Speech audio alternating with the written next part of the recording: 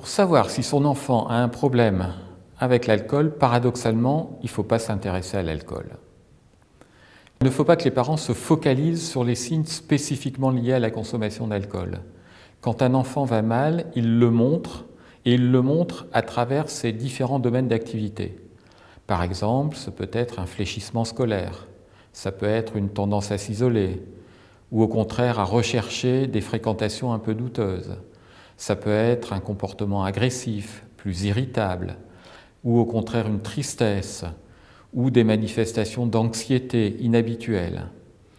Tous ces signes doivent être repérés et les parents doivent être attentifs à leur survenue parce qu'il convient alors d'essayer de comprendre ce qui se passe avec l'enfant. Avant d'agir, il importe toujours d'essayer de comprendre ce qui se passe. À partir du moment où un adolescent recherche systématiquement l'ivresse, à partir du moment où il s'inscrit dans des conduites d'abus, c'est qu'il va mal.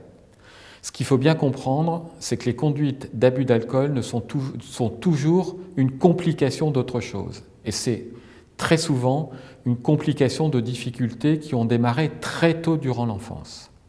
Ça peut être des difficultés émotionnelles, ça peut être des difficultés comportementales, ça peut être des difficultés familiales ou sociales. Ce n'est pas l'alcool qui crée la dépendance à l'alcool ou l'abus d'alcool. On ne devient pas alcoolique parce qu'on boit de l'alcool. L'alcool devient un facteur pathogène parce qu'on est en état de recevoir l'alcool, au fond, comme un médicament qui viendrait annuler toutes les difficultés qu'on peut rencontrer. Donc l'important, c'est de ne pas se focaliser sur l'alcool, mais essayer de comprendre pourquoi l'adolescent en est venu à consommer de façon abusive de l'alcool. Et à partir de là, bien sûr qu'il faudra demander de l'aide, parce que très souvent, ce sont des difficultés qui sont enracinées dans son histoire et auxquelles il va falloir s'attaquer.